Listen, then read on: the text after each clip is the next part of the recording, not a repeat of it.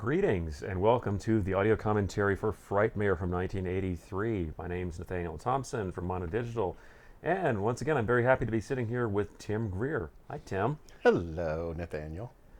First of all, this is actually, I think, the fourth audio track for this film, not necessarily commentary, but this one's been covered pretty thoroughly in the past. But hopefully, we'll throw a few new wrinkles in here on this one.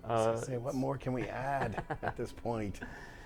This is an interesting example of what I like to call LA horror, which is something we've covered in the past as well. But it's something about the 80s. They really got it. And right here you can see those classic incandescent streetlights right there, which are probably most famous now as part of the urban light installation next to LACMA, or the Los Angeles County Museum of Art over on Miracle Mile. But these are, I love seeing these in movies when they pop up. They're really great, and it's impossible to take a bad picture around them. The light on these is really amazing. And those particular ones especially. Yeah. So those are definitely like an LA signature and now kind of part of its artistic heritage as well. But this film is chock full of really cool LA locations, which is where we're recording this, by the way, as well. So in the heart of beautiful Hollywood. yes. So we know wherever we speak, I guess, hopefully. Joel King here, the cinematographer, I think he's probably the most valuable player on this film. He makes it look quite beautiful and does some really magical things with dry ice all over the place. But a very, very skilled cinematographer. He had actually just done two other films before this, the most notable being Just Before Dawn, which is kind of an interesting sort of backwoods hybrid slasher film that has actually since gained quite a significant cult following. But perhaps even more pertinent was the fact that he was also a very expert camera operator or assistant on several films, including Carrie, The Stuntman, Beastmaster, The Mighty Ducks, and Report to the Commissioner, among many, many others. Nice. And as you can see from Carrie and Stuntman, he really loves his filters like crazy. Well, understandably. Yes. There's Richard Rush again. So the name of the director here is not one that normally rings a bell with horror fans. He's only made a couple of sort of oddball contributions to the genre, but I think they're worthy of exploration. It's Norman Thaddeus Vane. He's born in New York and sort of an interesting jack of all trades. He just passed away in 2015. We're recording this in 2018, so not too far removed there. But this was actually his second foray into the horror genre following 1982's The Black Room, on which he was the sole screenwriter and the co-director, which is kind of an odd little film that used to be on VHS all over the place, but has since fallen through the cracks. Now here you have one of the many examples of sort of the horror movie fake-out, where the movie opens with something that you find out is actually a movie that's being shot. Neither the first nor the last time this would be done. In fact, Brian De Palma kind of pulled the same trick 1 year later in Body Double, which also involved a vampire, by the way. Exactly. Of course, he did it twice in that movie. Well, and then also at the beginning of Blowout. Yes, and Blowout, the slasher variation on it as well. Now, the sort of cherubic-looking fellow that you saw there, that's Leon Askin, who was a veteran of Hogan's Heroes, who played General Bart Burkhalter. Not the only Hogan's Heroes vet on this film. It's kind of a reunion of sorts of Hogan's Heroes people. But he was also seen in a really interesting giallo that has since become kind of obscure, called Death Knocks Twice, with Anita Ekberg, and also the comedy John called Var, Please Come Home. He's not terribly long-lived in this particular film, but it's nice to see him pop up anyway. But so back to Norman Thaddeus Vane. He's an interesting guy. He was actually also an occasional Penthouse contributor as well. He wrote a lot of fiction and had quite a flair for the melodramatic and sometimes the erotic and the excessive, you might say. And you can definitely find that in the films that he made, most of which did not get a whole lot of theatrical play. This one included. This was originally supposed to be a much bigger theatrical release than it really was. Most people actually wound up encountering it on VHS. It did play theatrically, especially in LA, but not really on a major national basis.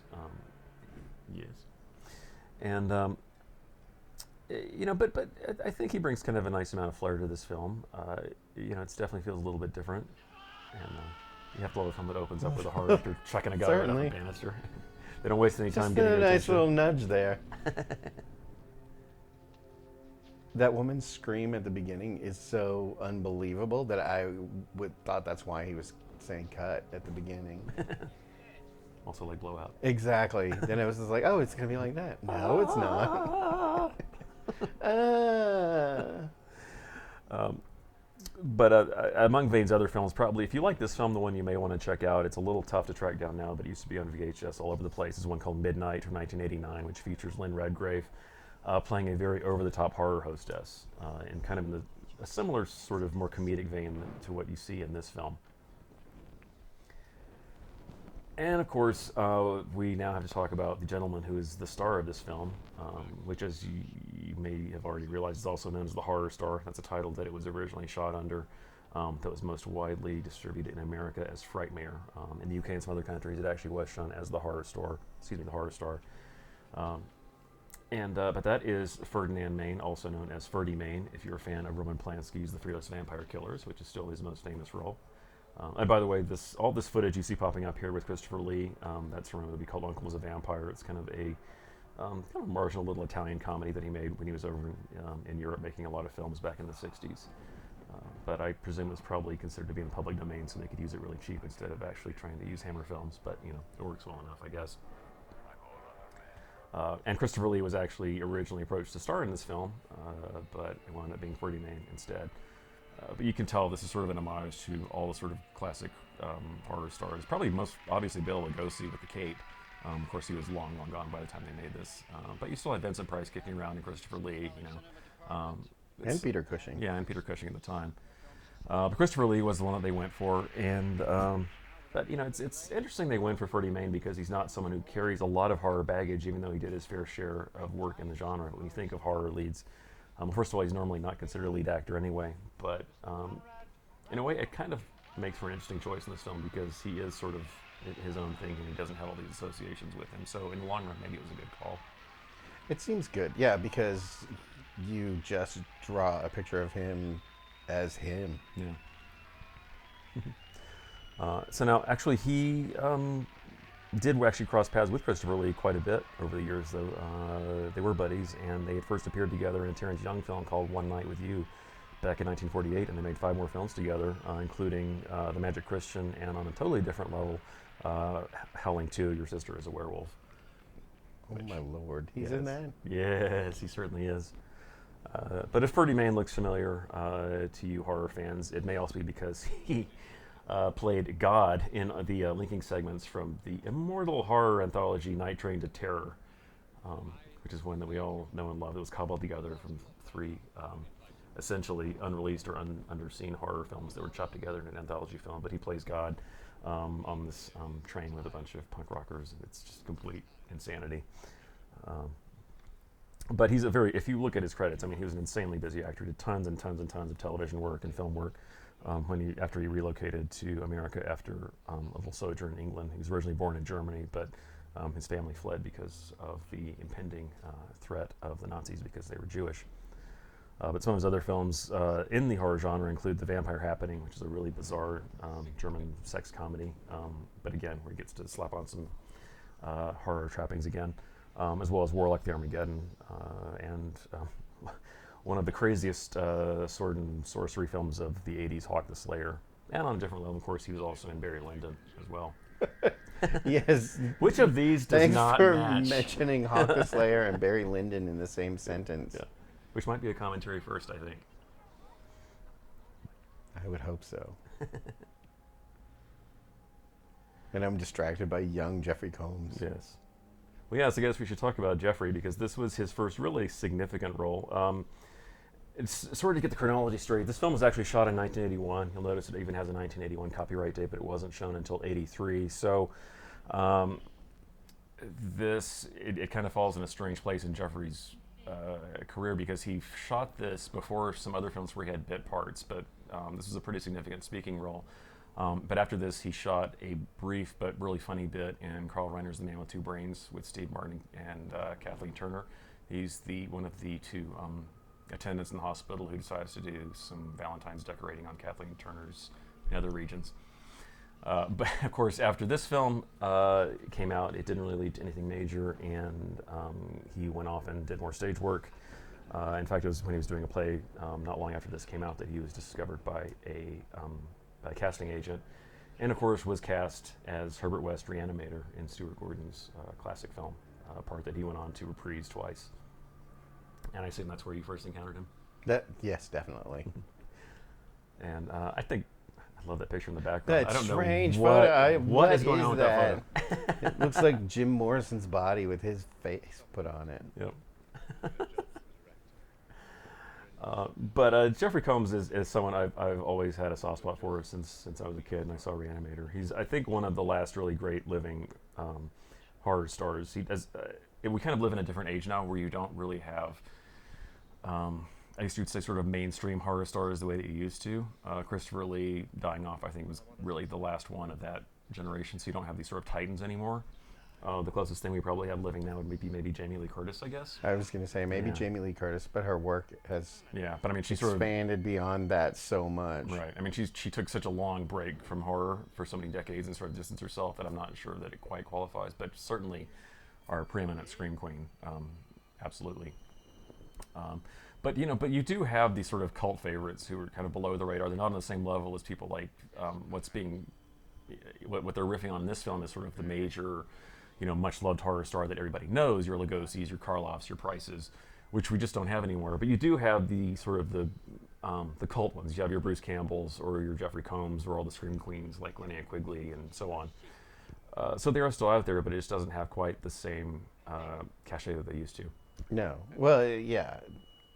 It's not an instantly recognizable thing like Vincent Price doing soup commercials, and he's scary, and that's why the soup commercial is funny. Right. Yeah, exactly. And also because that kind of horror film just isn't really in vogue anymore. You don't have the Ooga Booga, Spooky Castle, Thunder and Lightning type horror film. That's just not really something that people even associate anymore with if they're younger, which is a shame. But, times do march on, unfortunately. But things are cyclical too, so with times being the way they are, it's bound to have like horror bouncing back in interesting ways. Oh, for sure. I mean, I'm sure we'll have another, a revamp of Dracula at some point that'll go through the roof and it'll start the whole cycle all over again. I think we're overdue for it. So we haven't had a really major adaptation in quite a long time. You say that, and now it's going to happen. But yeah, Dracula Untold does not count at all. And this is a good lesson here. Don't ever just spout out what you actually think about someone just because you're pretty sure they're dead. Yeah. Especially an actor. I mean, really. Right? Which I think brings me to something I find interesting about this film, and I think one reason why, first of all, it didn't quite go over that huge at the box office and why it was received kind of coolly when it came out, even though it got positive reviews, but it wasn't really much of a sensation, is because it has a really strange attitude towards the horror genre in general. This isn't the only film, of course, where you have a horror actor as the focus, but this is definitely the one where he is by far the biggest asshole, I think. And unapologetically so. Yeah. I mean, he's just completely evil to the core. And the really strange thing is the horror fans are just barely any better. I mean, they're pretty repulsive people, too. No, there's not a single person in this movie that doesn't kind of deserve what they get. Yeah. I mean, they're all basically selfish scumbags. I mean, it's sort of an EC Comics mentality. There isn't... I mean, it doesn't dishonor the horror genre, but it's an odd way to sort of pay tribute to it with all these people who are basically rotten to the core. It's really odd, especially with the whole horror society thing, which it's not that I can sort of see where they're coming from, because even to this day in LA, if you go to certain areas, like if you go to the Egyptian Theater or the New Beverly, I mean, there are certain horror fans who are kind of dicks, but so it's just kind of been part and parcel of fandom for decades, and that's just how it goes. I mean, some people are great, and you have your blood brothers in the horror genre, but then there are some people who are less than pleasant to be around sometimes, and that's just the way it is. But in this film, they're pretty much all that way, which is an odd tack to take. And they also don't really have that much in the way of personalities aside from just being sort of snotty college kids. Well, I think there's so much plot going on Yeah. that there really isn't time given to characterization as much as just like, these are the people that are in this film. Yeah. Oh yeah, totally. And I think obviously the filmmakers realize that, because this also has a really bizarre structure where they basically forget all about all of the horror society members at the end of the film for the last 10 minutes, and it just swerves off in a totally different direction at the very end of the movie. You don't follow your survivors at all, which is bizarre and in a way kind of refreshing, because it does swerve around a little bit.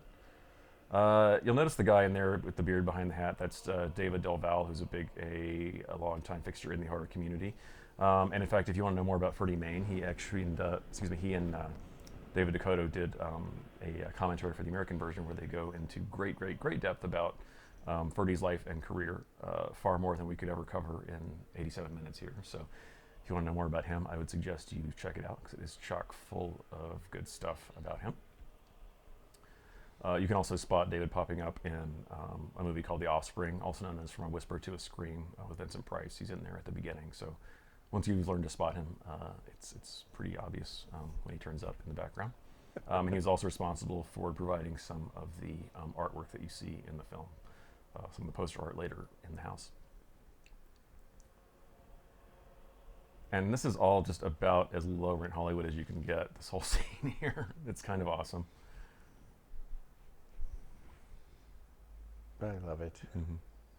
And now the whole device of leaving the film statement from Beyond the Grave thing, of course, is a longtime fixture as well of horror movies and mysteries. And this goes all the way back to, The Cat and the Canary, for example. It's been around forever. And this kind of has that same weird, like, sci-fi feel that, like, maybe not Cat and the Canary, but, like, The Black Cat kind of has. Yeah.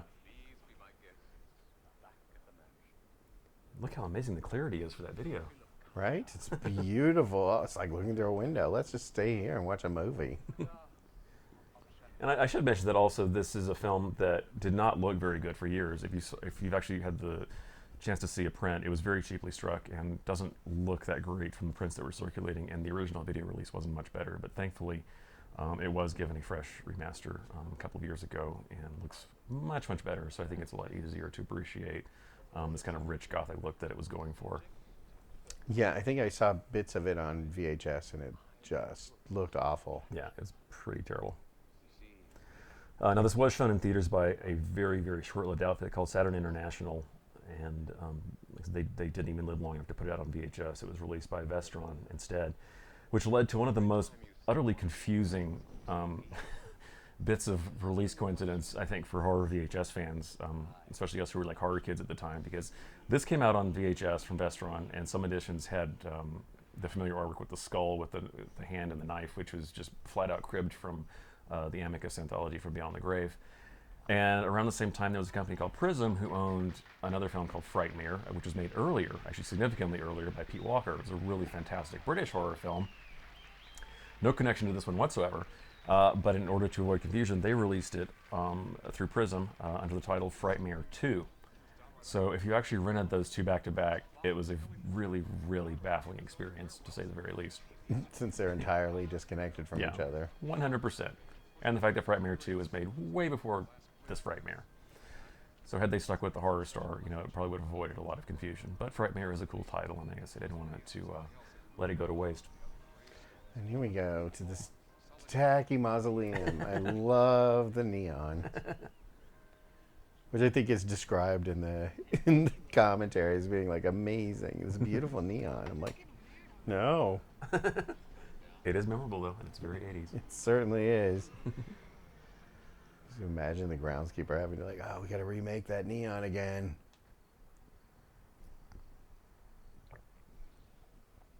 So now, of course, we're about to enter the tried and true formula of teenagers let loose in a mausoleum, which is something that's been around in horror films for quite a while. Obviously, the standout example of that would be Phantasm from 1979. You really can't beat that one, but other people have certainly tried. For example, One Dark Night, which was actually shot after this but released before it, is another really great one that takes place almost entirely in a mausoleum. But I like the way this film uses it, though. And again, the street lights, I love those. But I think they do turn up a pretty good horror atmosphere in this film. It does work pretty nicely. It does. You just kind of have to get past the fact of, the actual plot is, wouldn't it be fun to steal a dead body? Mm-hmm. Yeah. Well, it's hardly the first time. No, I know. It just seems like such an odd thing. I guess it's I'm not really hung up on it, but if you want to, that's where you get hung up. Yeah. Well, it's funny, if this movie owes a debt to anything, the most obvious one would be the movie Children Shouldn't Play with Dead Things, which was one of the very first Bob Clark Owensby horror films. which of course revolves entirely around a bunch of unrepentant jackasses going out and just stealing a body for kicks and essentially desecrating it, for the running time before karma turns around and bites them in the butt, just like it does in this film. So I do have to wonder if maybe Norman took a look at that film before he wrote this one, because there are definitely some parallels in there. And it is so strange seeing Jeffrey Combs looking like such a young pup in this movie. Exactly. Now, in interviews since then, I know in at least one of his Star Trek-related interviews, Jeffrey Combs has talked about this film. He's not terribly flattering when he speaks about it, but he's kind of amused. But he talks about that he got the role in this film, he was told, by Mr. Vane, who he describes as a poor man's Zero Mostel, because he had the same hair color as the severed head prop that they used in his death scene, which is kind of amusing. But he does cop to that, and he seems to love that idea. He said it made me feel very special. I think it was the terminology that he used. So just think if he had darker hair, we would have no reanimator maybe. You never know. Oh, no. But he had gotten the acting bug when he was a kid because he described himself as being very shy compared to his outgoing brothers, and that was a way to go into the theater and sort of find a way to find his extroverted side, and it's since worked out. And I should add, if you ever have the chance to see him on stage, you really should. I don't think he's done it in a while, but every couple of years he would revive his one-man show called Nevermore, where he plays Edgar Allan Poe, and it's pretty astounding. It's a really remarkable theatrical experience. If it comes up again, it's definitely worth traveling to whatever distance you have to go see it. He's really something else.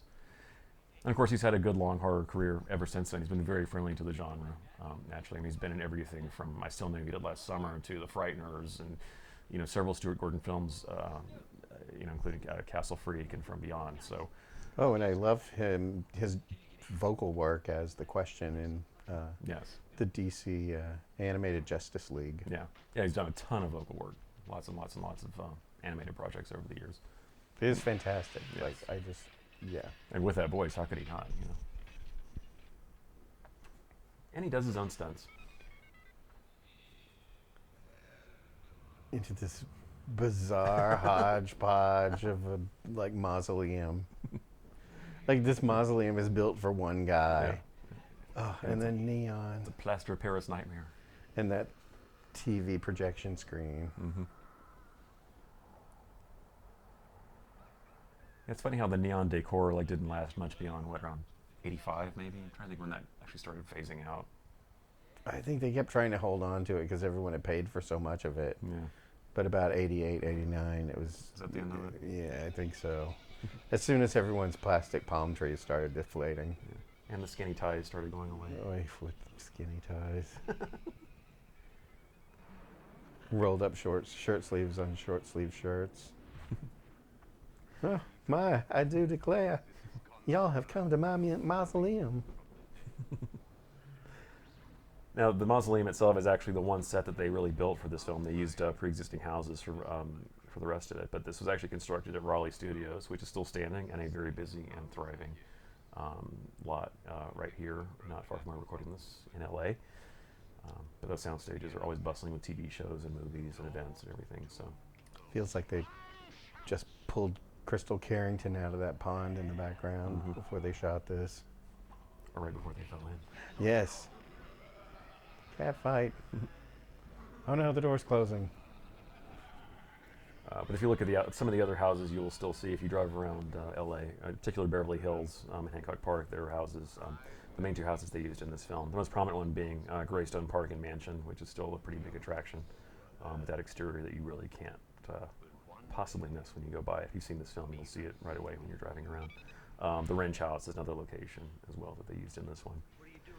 And it's actually fun. If you drive around LA, you do see a lot of houses that were used in horror films that are still around. I don't know why, but they tend to not get demolished ever. I'm not quite sure why that is, but thank God for it.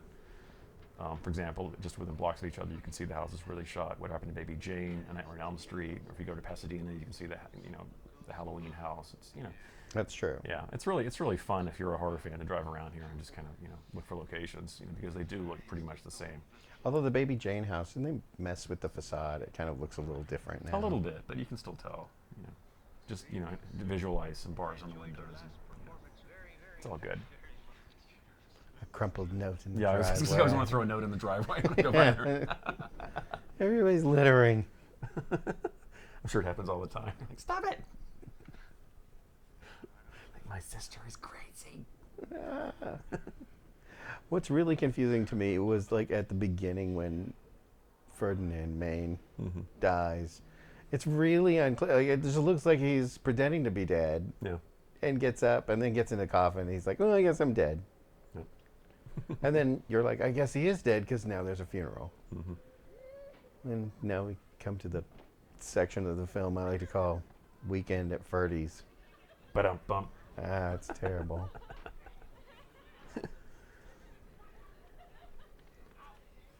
But yeah, so this, in a way, I think this film did not benefit from when it came out because of the 2-year lag when it came out in '83. That was really when horror was booming big time, which is something that had really kicked in around '78.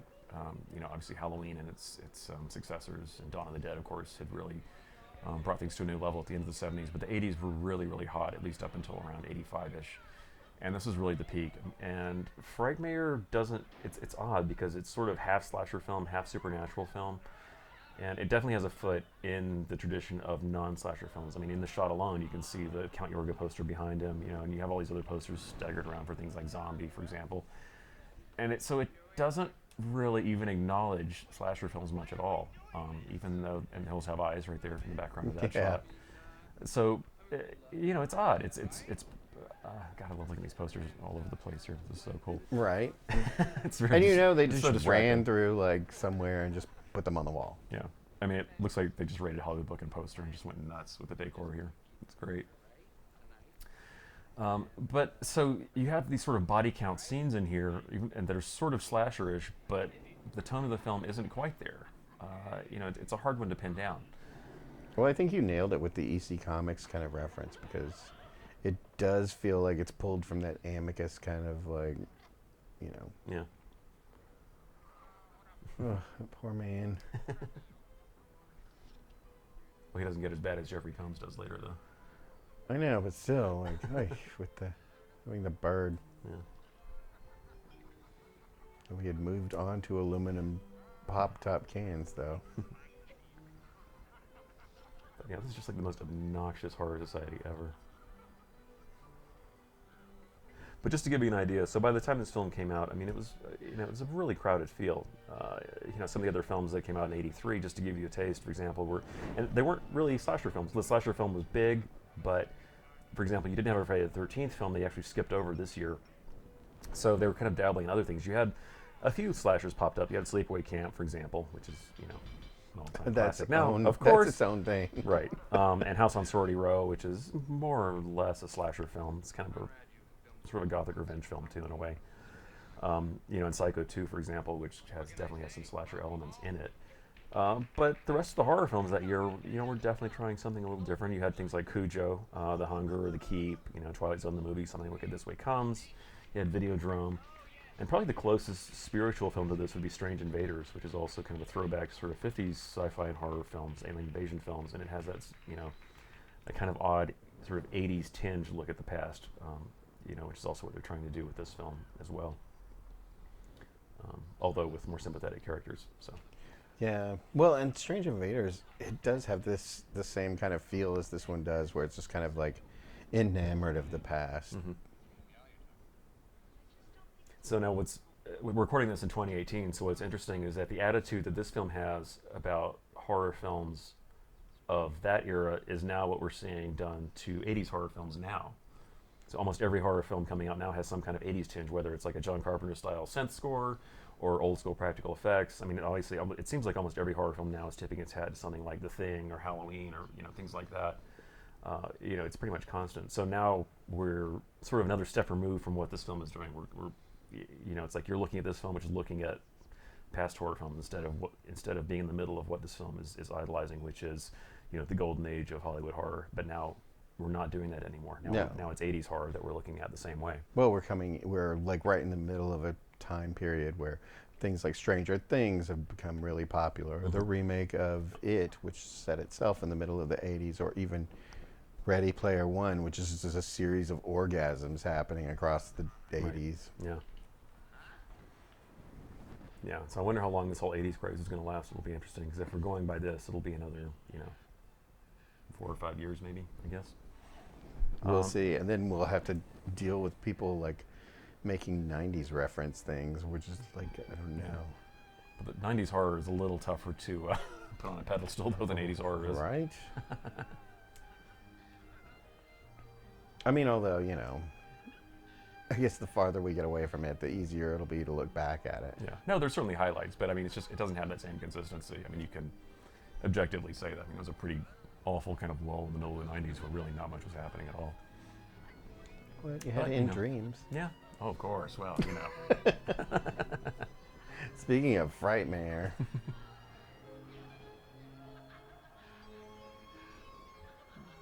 Yeah, they totally deserve what's coming to them. Right. Now, the guy playing Saint, who's rocking the hairspray here or there, that's Luca Bercovici, who this was actually the first film that he appeared in chronologically that was shot, although he made another film right after this for Charles Band called Parasite, which was a 3D monster movie with Demi Moore, which wound up being released in '82. So it came out, it was made after this film, but it wound up being released before it instead. And that's just gross. Right. Even if he's alive. Yeah. She's totally into it. But so his main claim to fame is probably writing the film Ghoulies, which is probably the most famous and most successful of the Gremlins ripoffs, along with Critters. We definitely had the greatest poster of all of them, for sure. Oh my God. But With he the also toilet? Yeah, exactly. They'll get you in the end. Fearless Vampire Killer is right there behind him. It's so meta. Get it? It is. It's a movie inside the movie. But Luca also wrote and appeared in the film Rockula, which is kind of an affectionate, oddball rock and roll Dracula film, starring Dean Cameron, the star of Bad Dreams, a film we've also done a commentary for back to back with this one. Yes. I keep hearing this movie. Yes. Up. Rockula. And he's also in such films as Space Raiders and even Pacific Heights. You can see him pop up in that. But he's still acting like crazy. He pops up all over the place. Doesn't actually look all that different. I guess with that kind of bone structure, it holds up over the years. And so also the female lead in this film, who did not really do much besides this, actually, is Jennifer Starrett, who's probably best known as the daughter of director Jack Starrett, who is the man behind such driving classics as Race with the Devil and Cleopatra Jones. But this was the very last feature that she made, unfortunately. That's it. Did they just have an extra coffin? They did not steal the coffin from the mausoleum. No, I think they assumed there would be one in his house. Guess why not? I guess so. Now, so the portly gentleman you see there on the right there, he is definitely an icon of 80s films. If you don't recognize him, that is Chuck Mitchell. He's probably best known for playing the title character in Porky's, the whole series, by the way. He's one of the most vengeful characters in 80s teen sex comedies. However, I also have a soft spot for him as the nasty hamburger shop owner in Better Off Dead. He's the guy who John Cusack keeps running into and who he winds up working for in that one. He's also in such films as Penitentiary and Don't Answer the Phone. But I always enjoyed seeing him pop up in 80s movies, even beyond Porky's, though that's obviously going to be his main claim to fame. And also worth mentioning this film also, as you can see, has Nita Talbot, who is the other Hogan's Heroes veteran, as I alluded to earlier. But she had a recurring role in there as Maria. But she's also had a very long spanning career, ranging all the way from such full moon classics as Puppet Master 2, all the way to films like The Concrete Jungle, and even The Day of the Locust and Serial, which has a really funny, colorful part in that. So she tends to pop up in places where you least expect her, like Frightmare. Like right here. Yes.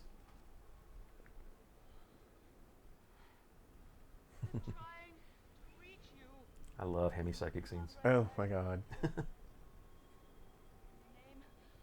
So, Yeah, I'm just, again, thinking of the Manitou. Can you do the Manitou chant? Banawichi Manitou. Very good. Yeah. I can also do the one from Excalibur without mispronouncing it. Unlike Ready Player One. Yes. Maybe it was copyrighted. Who Don't knows? know. No, it's Warner Brothers. They can do Whoa, hello. that. Yeah. Speaking of filters. Star filters. Yeah. Thanks, Joel King. We get it, we get it. It's a little kaleidoscope going on there. I just keep expecting Dusty Springfield to start singing. Bits and pieces. I'll have what she's having. She's got a certain Barbara Harris family plot thing going on here. Right? Yeah. Ah, there we go again. Yeah. So, like I was saying earlier, this film belongs to that kind of curious subgenre of horror movies that are actually about horror actors. There aren't that many, but the ones that are out there are interesting, and this is definitely the nastiest of them by quite a wide margin. I think one of the earlier ones, and one of the most entertaining ones, is probably the Amicus film, The House of the Drip Blood, which the segment with Ingrid Pitt is a fun one about a cake that unleashes all kinds of pandemonium during the making of a horror film. But it's something they played around with a lot over the years. It's fun for horror films to play, goof around with what it's like to have a horror film that goes wrong because of some real life, supernatural menace, for example.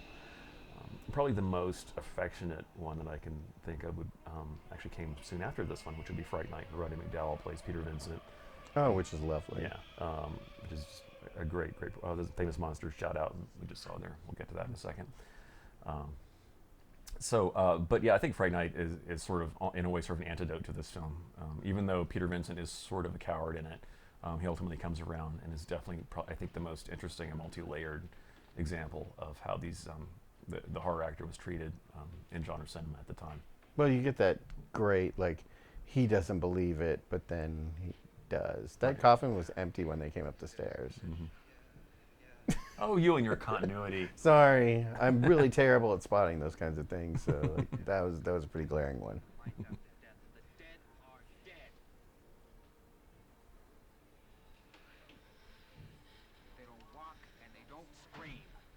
But yeah, it's pretty clear when you watch this film that even though his character is evil, I mean, you kind of are on Freddy's side by the end. And I think, after you watch him dance around with him and stuff, yeah. But then see the way he opens his eyes and everything. There's no delineation made between when he's dead and when he's alive. Mm-hmm. So it's just yeah. He's got his eyes open all the time, and I'm sorry if I was carrying around a corpse. If for some reason that impulse struck me, Yeah. I would be really weirded out that his eyes kept opening up. Yeah. I think so. Although I'd be weirded out in general. But, Yeah, in general, I'd be very worried about me anyway. But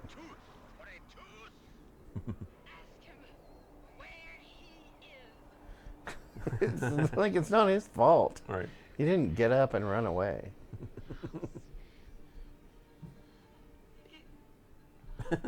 I'd like to see Melinda Dillon playing this part. She had the hair for it. She would have been hilarious.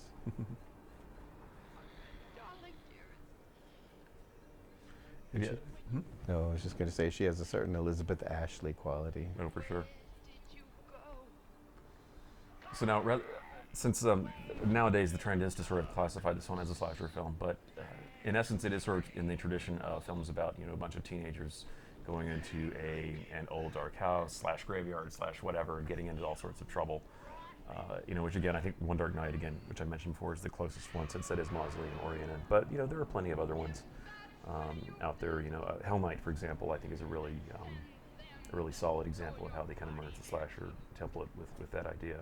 It's true. 1 year before this, which is a film most people love. And I think this has much more in common with something like Return of the Living Dead than it does with, I don't know, Prom Night. Yeah. Oh yeah, for sure.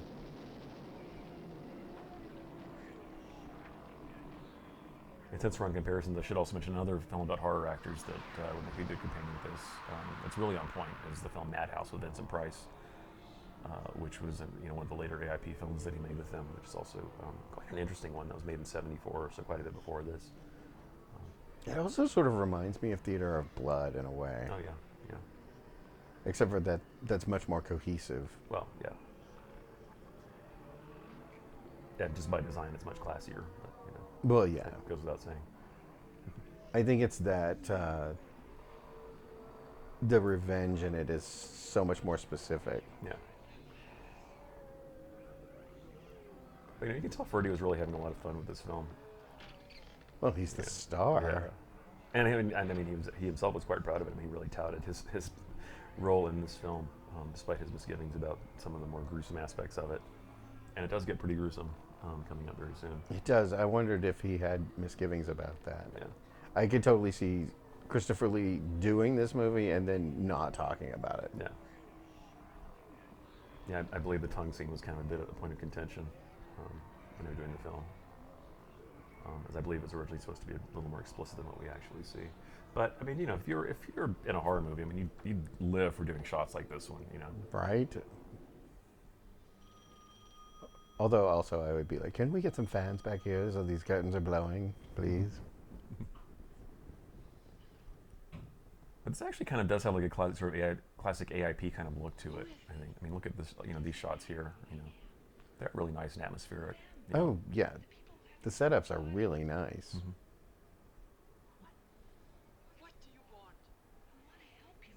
Yeah, I've never had the chance to see this particular restoration shown on a big screen, but I imagine it would look pretty impressive. Because I've only seen it on 35, and it did not look this good, to say the least. Which is not a knock against 35. I mean, watching a film on actual celluloid is fun if you have the chance, if the print's in good shape. But again, you're at the mercy of the quality of the source, so it is what it is.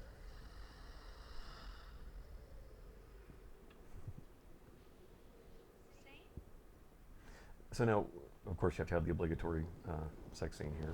Oh my lord, and there's that painting in the background. Yeah. What is that anyway? I don't know, but my parents had it in their bedroom. It was like that, and Blue Boy was on the other side of it. Like, yeah, I remember that one. Yeah. Just for that is not how you decorate a wall. What they did there. No. with the knife and the painting. That's a really big no-no if you're an interior decorator. And so it's throwing crap like that over your lights. Yeah, it's a fire hazard. Yeah.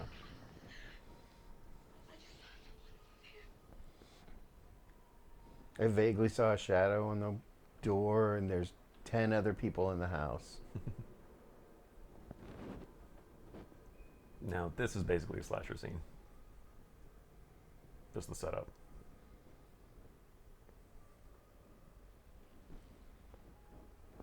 Oh yeah, we're firmly in Friday the 13th territory here. Yeah, for sure.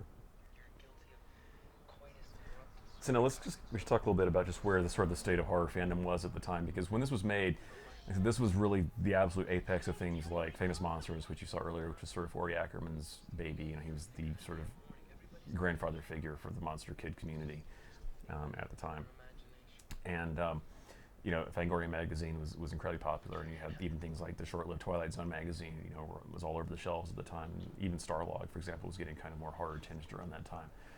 So horror was super hot, and you also had sort of grown-up monster kids like Joe Dante and John Landis and John Carpenter, and all those guys were really firing on all thrusters at the time.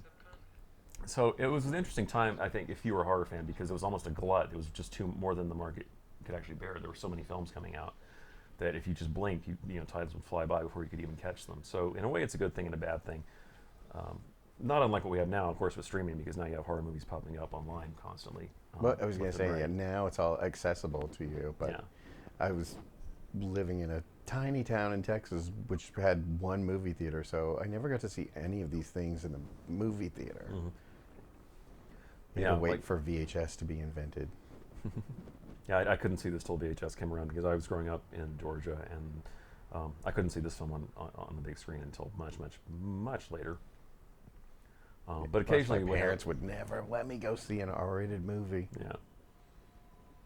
Yeah, if I was lucky, I could sneak into something like Day of the Dead, for example, even though I was way too young for it. But even in my neck of the woods, you would see little odd things like Night Train to Terror, or Make Them Fly Slowly, Basket Case. Those movies would pop up, which it's unthinkable to imagine those playing mainstream theaters now. In America, your average multiplex or AMC, I don't think they would show those, around the clock. That doesn't seem very likely. No. Well, the studios are so desperately trying to hold on to your money. Yeah. Just too bad. yeah, I mean, even something is designed for larger play, something like Neon Demon, for example. I mean, even that didn't stand a chance. You know, so it's even, something like this would never, ever in a million years fly on the big screen now. Not unless someone big got involved with it and it got picked up by a studio. Right. Well, if it said Quentin Tarantino presents, it would be fine. But, you know, not going to happen.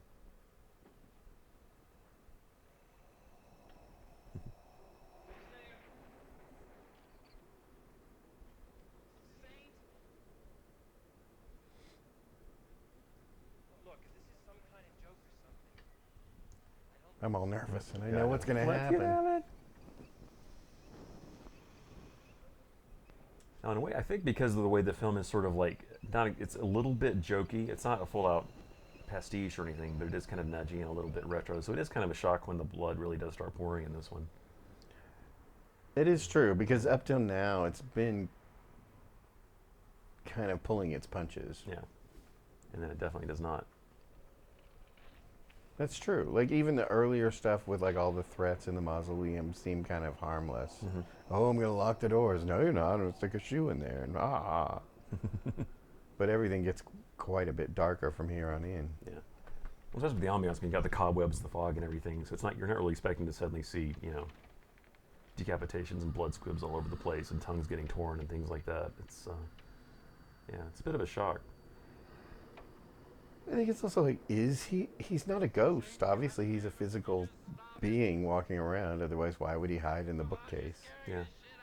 Well, yeah, that's the thing. The exact logistics of what he is kind of not quite explained. Like, is he supposed to be sort of a zombie? And if so, then why does he have to, like, rub his temples to make things happen? I'm not quite sure. No. Any theories there? No, the movie is not going to help us by giving us any clues. I think he's, like, just... I don't know, a vampire who never gets thirsty? Maybe. Who's just in it for the fun? There he is. Yeah. And here's the tongue.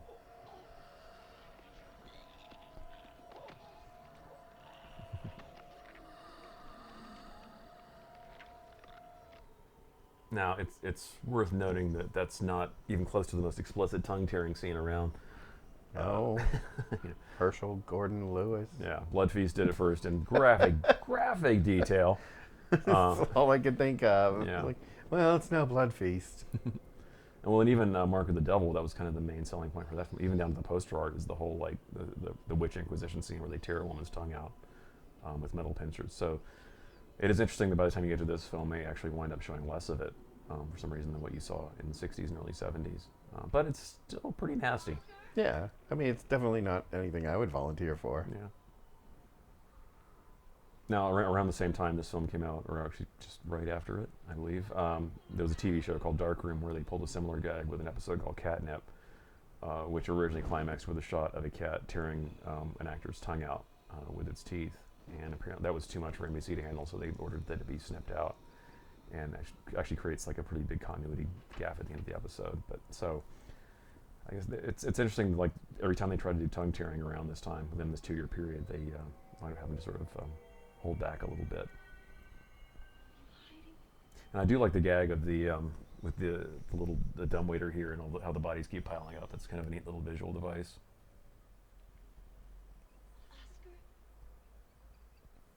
And a real, actual working dumbwaiter. Mm-hmm. It's a little bit rabid there for me. Yeah. But yeah, I mean, that's another nice little kind of weird macabre image right there.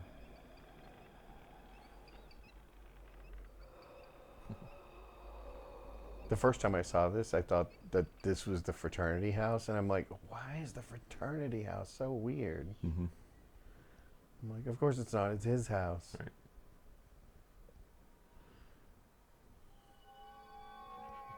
Where they never dusted. Exactly. I'm like, where does his wife live? Didn't she live there? What's going on? I think this place is filthy. She's got her own house.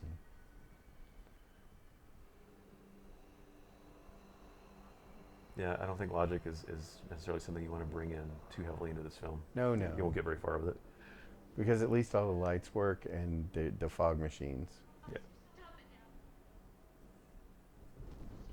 Yeah. And by the way, I should mention that if this really is supposed to be either in Hollywood or Beverly Hills, you never ever see this kind of fog there. No. Maybe if you're closer to the ocean, like in Santa Monica, you do. But well, you live here. I don't know. Have you ever seen fog like this? No. Yeah. Occasionally it gets foggy. Yeah. But that's like once a year, maybe. Yeah.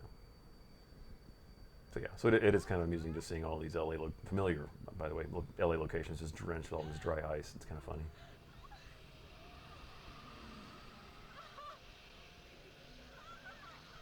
And here we go with the temples again.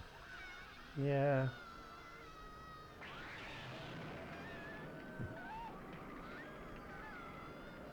But yeah, again, the whole like sort of telekinetic, Maniac from Beyond the Grave thing, and that's another bit lifted from One Dark Night. Although again, that was actually made after this. This was shot before it, but the way that they were released, you couldn't help. But I think maybe that's what hurt the film also, was the fact that you couldn't help but draw some parallels to that film. Yeah, and One Dark Night is more engaging from a character point of view. Yeah. Because you're firmly on Meg Tilly's side. Yeah, for sure. And plus, it was PG, so you could bring more kids in. Oh my God, you're right. That was PG. Mm-hmm. Whereas this is a very hard R. Most definitely. There's that zombie poster. Mm-hmm. Now that looks like they didn't even try, though. Look at how that's mounted. No. It's just shoved It's in. not even taped up straight. I think they probably just ran through Vori Ackerman's house and just borrowed some things. I mean, it seriously looks like someone just taped it up there like 5 minutes before they started rolling. They did. Let's all gather on the stairway. Yeah. God, these fashions are amazing. I know. I want that shirt. And that scarf. And his hair. And that Walkman. And his Walkman. And then it'll be set for Halloween.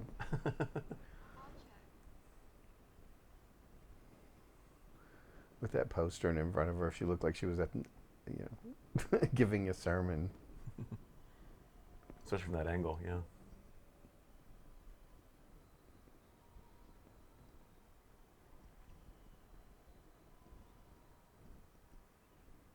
And so yeah, I think especially just watching things like that, it really just it's like a little time machine to sort of where horror fandom was in the early 80s. I really remember it quite fondly. And this was also a time when Famous Monsters in particular, and Fangoria to a certain extent, but really Famous Monsters was very gung-ho, and it would bang the drum for just about any horror film that was in production, almost to an absurd degree, but in a lovable sort of way. But they would always sort of, they would get all rapturous about even films that turn out to not be horror films at all, but they would get very jazzed about.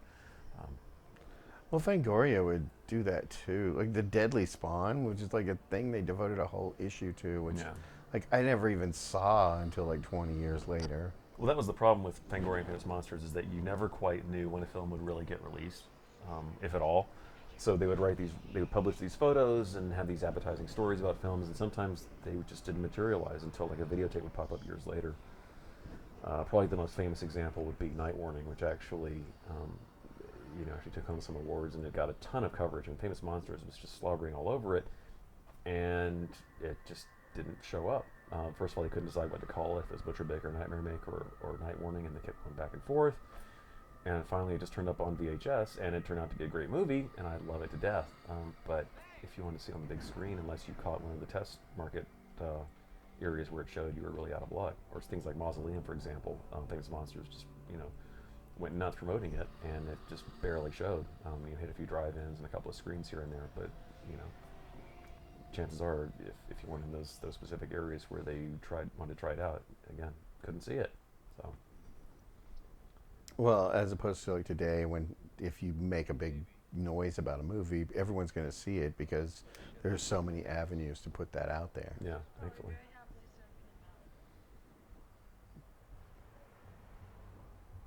And old Stephen King there.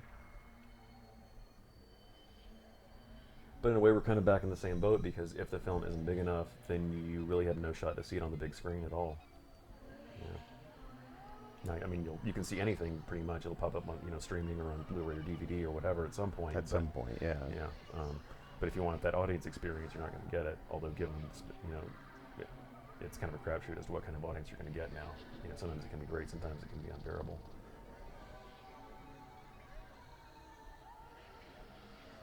And he's got vampire fangs on now. Yeah. For some reason. But they're not the vampire Don't fangs from earlier. know why.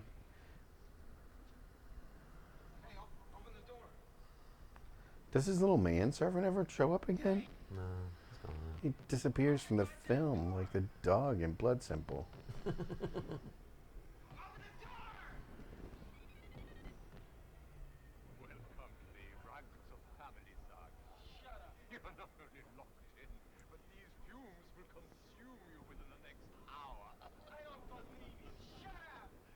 But yeah, I'm not quite clear on the logistics of the whole video thing either.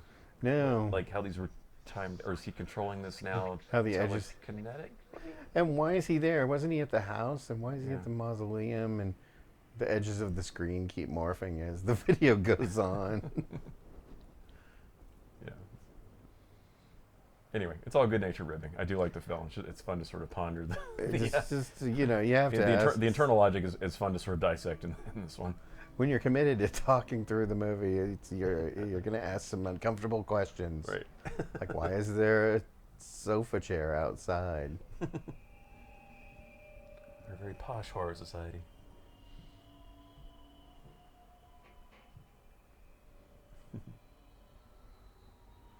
Then Rob Reiner walks away.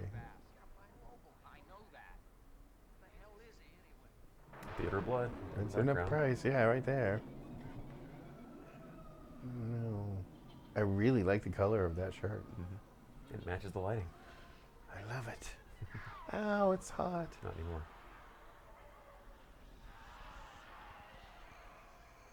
But yeah, I do love horror movies where they go nuts with the whole expressionistic color lighting and stuff. That's always fun. Oh yeah.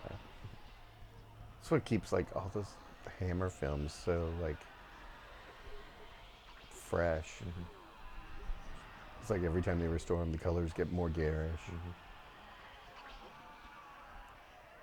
Well, of course, Creepshow also kind of used the same thing. I think that might be kind of a close cousin to this, and the sort of the EC Comics kind of those sharp primary bursts of color, you know. Although they went even more further out. Yeah, I mean that's super extreme. And apparently this film is just showing on a 24-hour loop, I guess.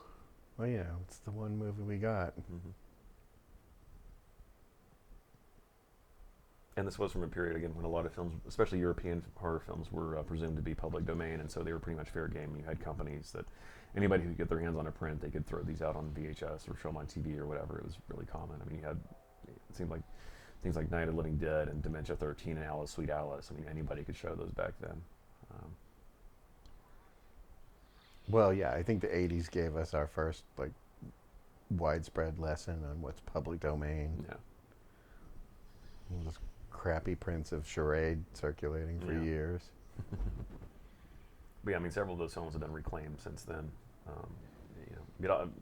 It's interesting, the whole European horror thing, which is why Uncle Was a Vampire is showing here, is that it was a film that, where the distributor was so tiny and so short-lived that there was really no way to stake any kind of copyright claim on it. But with a lot of European horror films, they were presumed to be PD, and since then they've actually been proven not to. So, so the rights holders have since managed to pull them back. Things like The Horrible Dr. Hitchcock, for example, which was PD for a very long time, but now it no longer is because the paperwork has been traced back now, and they proved that it isn't. So now, whether Uncle Was a Vampire is controlled by anyone now, I have absolutely no idea.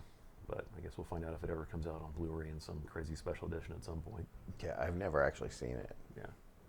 You haven't missed a ton, but it is Christopher Lee. Well, it's Christopher Lee. Yeah. So now here is probably the most outlandish scene in the film. And that is saying something. Yes. And she's dressed like a Disney princess. this is another scene where, again, you can't sort of overthink it too much, because it is a cool idea and it's fun to watch. And just it's not exactly clear where she's being hit with the coffin, but it looks cool. So who cares? Yeah, I mean it's fairly effective. Yeah. And you could see the strings there for just a teeny tiny second. Don't ruin it for me. Yeah. Thanks, Blu-ray. But they do a good job of covering the strings for the most part. You really can't see them through the framing through most of this. For some reason, it's pretty deft. Makes me Yeah. smash. Yeah. Makes me think of that hearse driver in Burnt Offering. Oh yeah, when he slides the coffin. Yeah. Don't know And Betty why. Davis. Like, Ah! Oh no. I liked her fashionable hair color though. mhm. Well, that should clue you into like where the mindset of the film is, that you have to have the scene where the monster is carrying the girl. Mm-hmm. And also, the sort of the colored hair streak was a bit of a thing at the time. For example, Carol Monroe had one in the last horror film, which came out not too long after this one did. Well, you could get that stuff like at the store. Mm-hmm.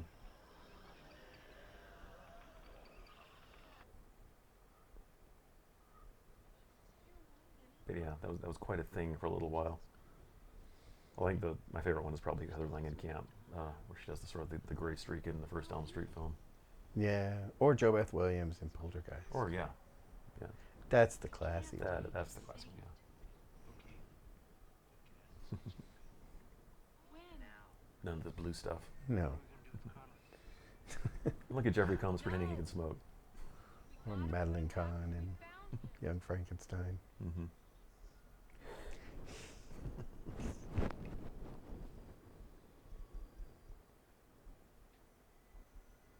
But yeah, you can always tell the non-smoking actors because they absolutely will not inhale. He's trying to keep it like as far off his lips as possible. Mm.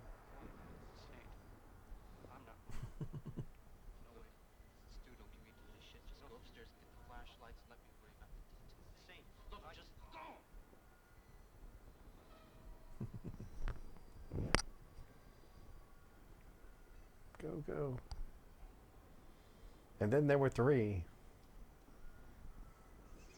Now, of course, as you've already seen here, and as you will definitely see coming up later on, this was also the age of ridiculously tight blue jeans, which was an 80s fixture.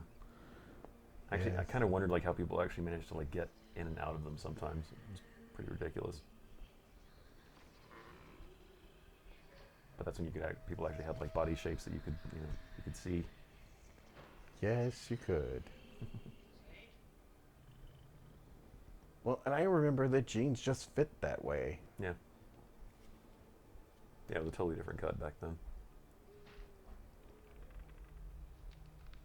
But this film's a total parade of it, especially when Luke is walking around later on. It's like, that could not possibly have been comfortable.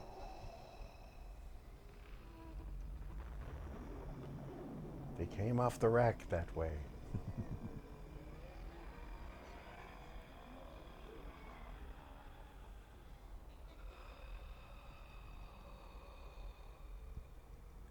But yeah, so I'm curious. So when you were, I mean, you have a few years on me, but when you were in the early '80s, obviously, what was your sort of impression of the horror genre at the time? What do you remember about it? Well, I particularly remember like Halloween coming out, and like that was a huge deal. And as a horror person who just grew up obsessing over genre films on television, it was particularly frustrating because I knew that there were all these really scary movies coming out. Like I knew Halloween was scary just watching the TV spots for it. Oh yeah. So it was frustrating because I was still too young to be able to go see an R-rated movie. Oh, there's the head. But it's effective. Yeah, I was in the same boat. I had to practically get like a petition signed in order to go see an R-rated movie. I watched the last half of Cujo through the back window of the movie theater. I was supposed to be seeing Mr. Mom.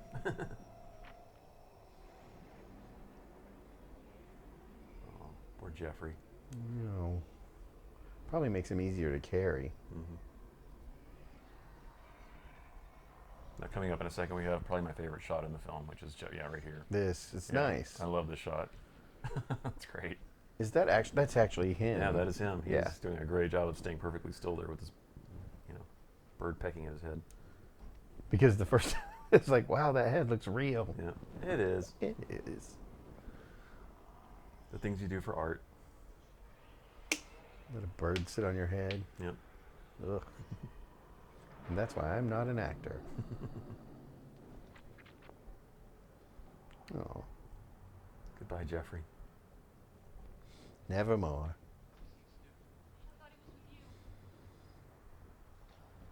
And kudos for getting Rocky Horror and Boris Karloff in the same shot there.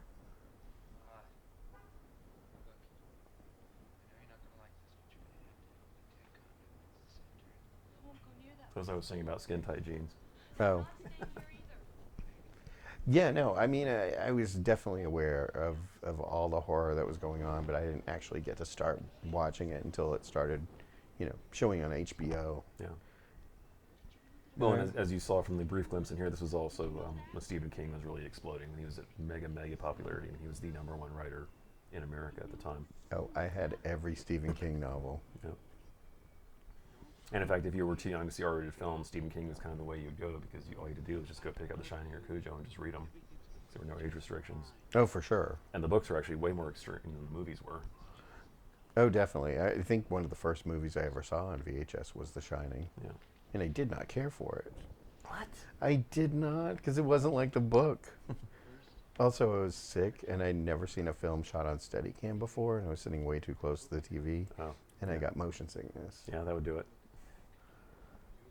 Which is impossible, like, to recreate that feeling. Mm-hmm. The first time you see a Steadicam film.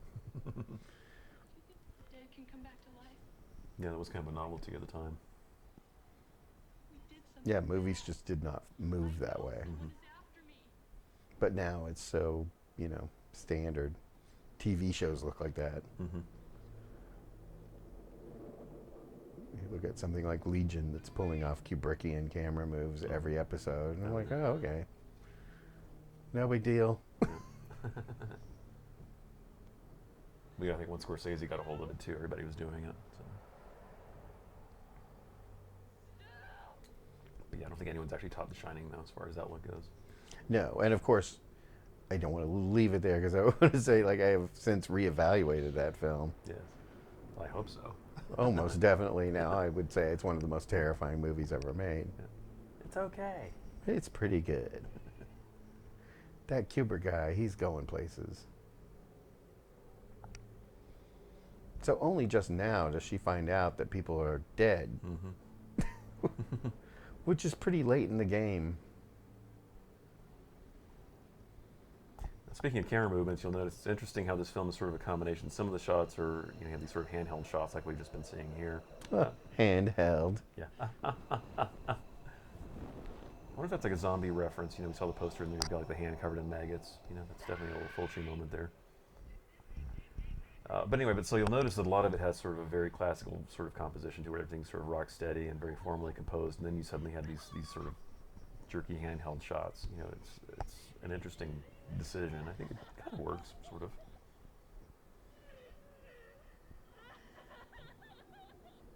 I wonder if, like, the handheld stuff is just dictated by the Budget lack of necessity. space. Yeah, like necessity, yeah. I'm sure they could not afford a crane. Yeah. But, and laying down those dolly tracks.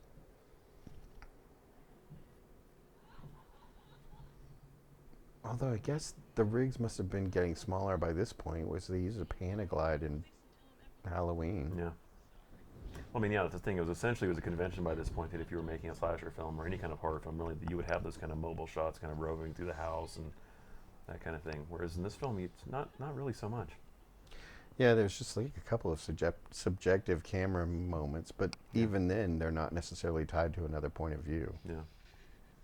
Well, again, like I said, I think the closest visual cousin to this film around the same time, which I mentioned, was Hell Night, which is also, it's fairly formal and steady in the way that it uses the camera in that one too. It doesn't go for the sort of the show-offy mobile camera stuff as much as a lot of horror films were going for at the time.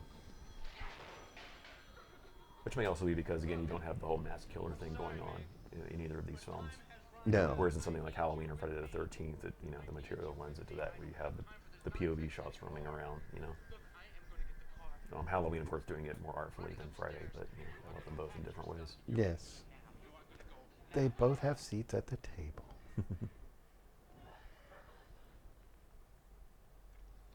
In a lot of ways, this seems Canadian to me, too.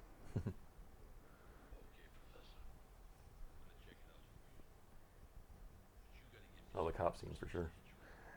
Yeah, it has that distinct lack of ties to like how real people interact. Mm-hmm.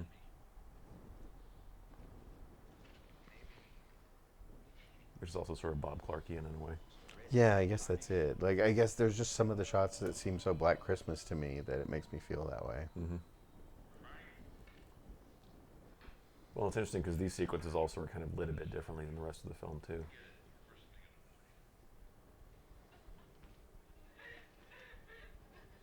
Now she's leaving. Yeah. Like that does it. I don't like finding dead people's hands in my yard. If it was a corpse we dragged in on purpose, that's fine. But Although if they're like crashed in someone else's house, like why would you stay there in the first place? right. Are questions that what horror film society.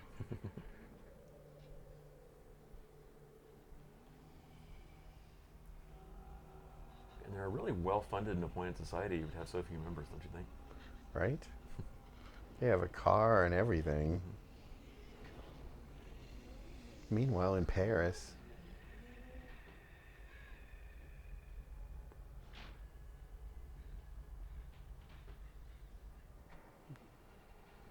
she doesn't plan ahead very well.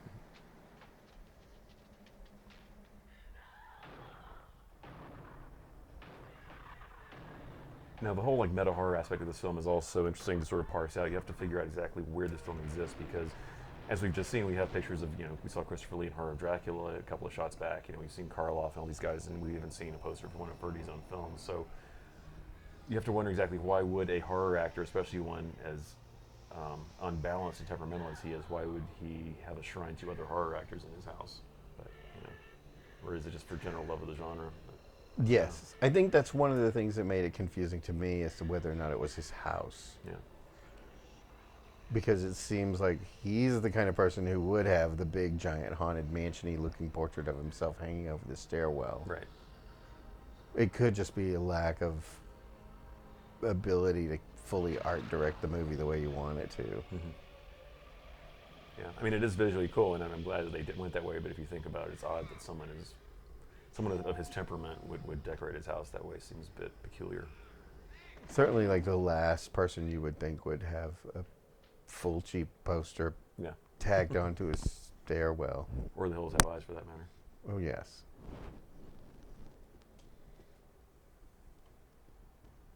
So now, like, as we were sort of pointing out earlier, this is where the structure of the film gets really, really odd, because we're about to just completely abandon our main characters, basically, in just a few minutes. And so we kind of get this odd long coda for Fergie's character, as well as the other ones who've been set up throughout the film. But we're definitely not following the slasher template at all here at this point. It's Well, there is no interesting. final girl. At all. Yeah, the final girl really didn't do a whole lot. She only had about a couple of minutes of panicky activity and barely got She made chased. that phone call. Yeah. And you got to pick up a hand. And she stabbed him with a cross on a long stick. Was that a flagpole? Well, it looked like it was supposed to be some kind of a cross thing. But. So now, were you a Famous Monsters reader back in the early '80s? Or this was, I don't know if you remember, but this was actually really heavily promoted for a while. There was some really back when this was called the Horror Star, but there was a really neat painting that was done as promotional artwork for this, where it's Fergie coming out of the screen with like the kids running, screaming away from it. It's a really neat design. Nice. No, I've been pointedly silent during your mentions of Famous Monsters because I never actually read it. I never encountered the magazine. I was just lucky to get Fangoria because the convenience store in my neighborhood carried it. You're lucky. But they wouldn't have carried Famous Monsters, although I was aware of it because, Forrest Ackerman would pop up in things. Right.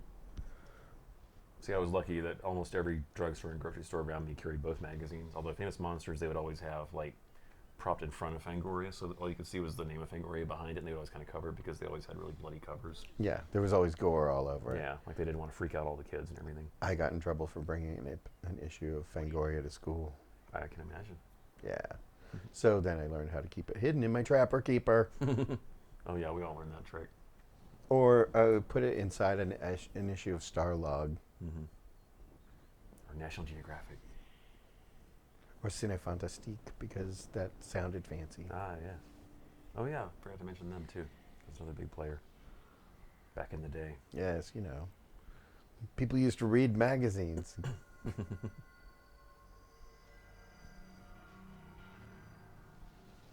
Well, I'm happy to report that at least Fangoria has risen from the ashes and it will be coming back as of the time of this recording, so that is good. Nice. Because I definitely died a premature and very ignominious fate that it did not deserve. So, I really, really am excited about that. yeah.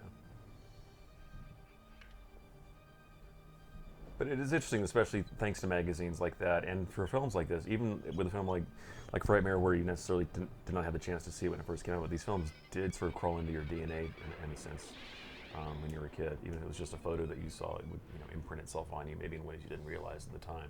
Oh, definitely. I mean, even things like my science project or whatever would show up in these little promotional things, and Mm-hmm. and you'd be aware of it. Yeah, I remember being very confused because Famous Monsters did a big spread on shock treatment of all things, which I guess they were under the impression that it would be kind of a horror film because it was the Rocky Horror sequel. But Well, even they though promoted it like that got several full-page ads at the back of comic books and things like that. yeah, The problem was that movie never got distributed. yeah, and you never had a chance. I mean, it never played at theater anywhere near me. So. Yeah, if I had had a chance, I would have seen it. Yeah. As it is, I had to see it because Rocky Horror Picture Show wasn't out, and that was on video. Yep. But even the video wasn't that easy to find, even though, I mean, again, a major studio was behind it, but good luck Oh, they finding it. carried it at our local video store, so Yeah. it was like. Well, one of mine lucky. did eventually, but it was not, I mean, it wasn't all over the place. You had to make a concerted effort to find it. Yeah, it was like Key Video. Yeah, Key Video, which is like a subdivision of Fox. I mean, even Frightmare was harder to find. I mean, even though it came out, I think the VHS actually came out in '83, as I recall, it was '83 or '84. It was not the easiest one to track down. The Vestron tape was not one of the ones that they distributed more widely. I mean, you could find it if you really tried, but it wasn't, say, something that you would necessarily find at every single mom and pop shop at the time. It wasn't that widely distributed for some reason, which is odd because Frightmare 2, actually, because it was Prism, was far more present. I remember even when Blockbuster really first started opening nationwide, I mean, Frightmare 2 was at every single Blockbuster that you went to, whereas the original Frightmare, not so much.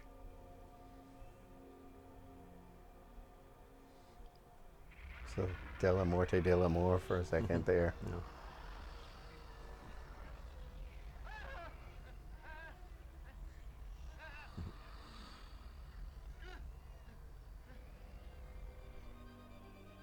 This does get into like more of the phantasm-y kind of like dream logic feel. Yeah, totally.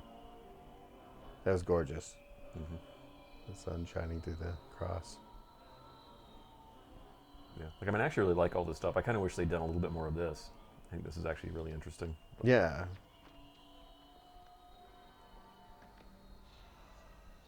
But yeah, I think the whole film just kind of disintegrates into nightmare logic is where it gets really, really intriguing.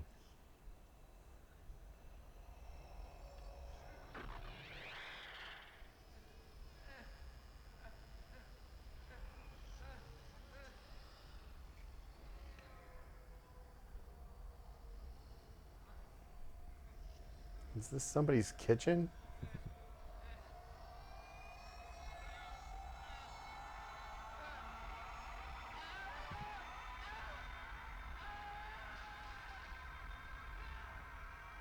But I think what's also interesting is that for a film that was generally ignored, like I said, it was reviewed a bit on the few occasions when it played. But essentially, this is a film that was not well known at all. But since it's kind of come back into the limelight, it's interesting how positively this film's been received, especially by younger viewers. I think it does have a certain fascination to it. I don't know if it's the retro value of it or what. But it seems like time has been very kind to this film. I wonder if it's just because it doesn't it doesn't have that cookie cutter feel that so many like unambitious studio horror films have now. Mm-hmm. Where it's like you watch something like the remake of My Bloody Valentine or whatever, and it's just, you know, It doesn't feel like it's made by anyone who cares. And as bonkers as this movie gets, it feels like it's made by people who genuinely wanted to make this movie. Yeah. And that means something. Yeah. Well, and it is very entertaining. Yes. I mean, I'm definitely not saying anything that it's not. Mm-hmm. But it has a handmade quality about it that makes it special. Mm-hmm. Yeah, definitely. And definitely, as we can see, it definitely has like a really nasty streak to it. I think that still kind of packs a bit of a punch. I don't think you expect this movie to be quite as mean as it is. No. I love the fire extinguisher there in the background. Mm-hmm.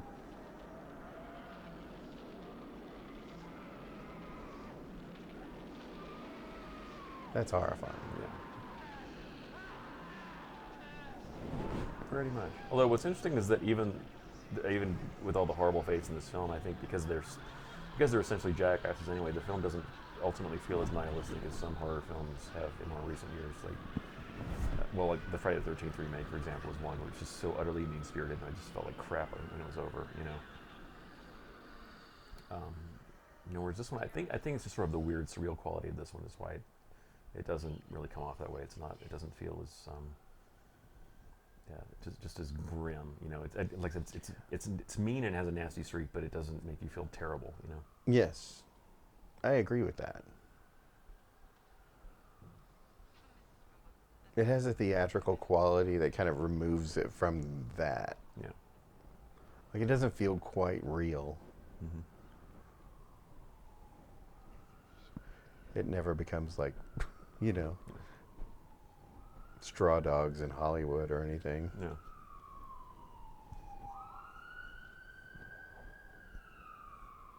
Oh dear, it's the police.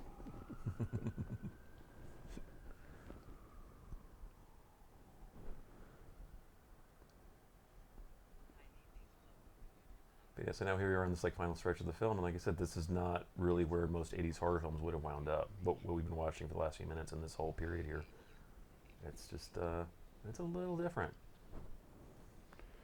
And it seems like she would be the first person to know not to do this. Mm-hmm. Yeah, you would think. Right?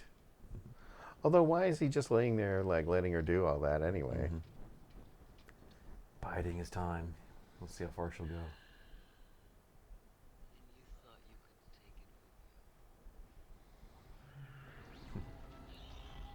She shouldn't have been so smug about it, though.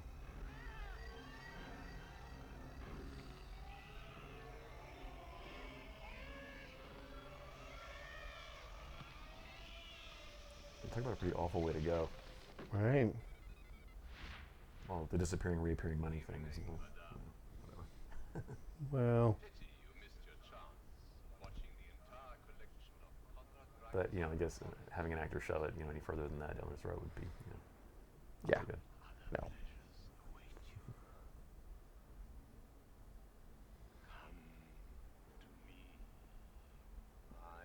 But yeah, so it seems like this, I think, where the casting of Freddie Main, I think, actually pays dividends, because if you had someone like, Christopher Lee or something like that, I think you would have so much baggage with it. I'm not sure it would have quite the same effect. Whereas I think just watching him have fun and sort of relish this chance to be the leading man for once, it seems like he's actually getting, real, true enjoyment out of it.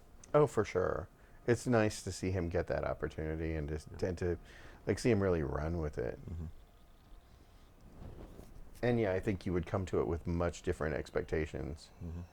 See, now his name lights up. It's kind of lit up there, but that's about it in those two shots. It must have burned out. Mm-hmm.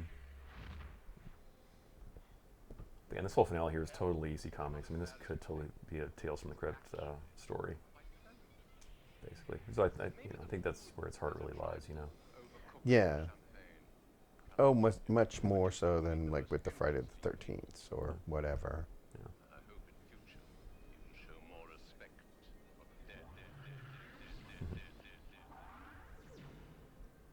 Yeah. Yay! So that was Frightmare. It certainly was. The film that refuses to die, much like its lead character. Yeah, this is a fun one to revisit. I think I'm glad this is. There you go, Corey Ackerman. And, Oh, the Spaghetti Factory. Oh my God. Yeah. Okay, yeah. Forgot to mention that. Love that place. Mm-hmm. Yeah. It's like a little tour of LA in a movie. I love films like that.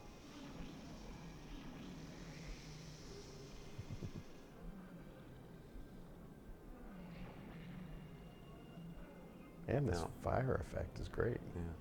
Oh, Profil du Monde. I don't know about that, but oh, New Wave Hair by Attila of Hollywood. There you go, Attila. They may be gone, but of course now we have Manic Panic on Melrose, which does the same thing with all the punk and the hair streaks and stuff. So Nice. yeah, I know where I'm going tomorrow. the '80s still live on. And Walter Hill Oh, with the Darren grip. Okada, a key grip for Darren Okada right there. Ready to become a cinematographer himself. Nice. And an Academy member. Well, that's it, ladies and gents. See, 1981 right there. This has been Frightmare. Thank you for joining me on this little ride here, Tim. Thank you for having me. So, thank you all for listening. It's been a lot of fun watching this one again. Pleasant dreams.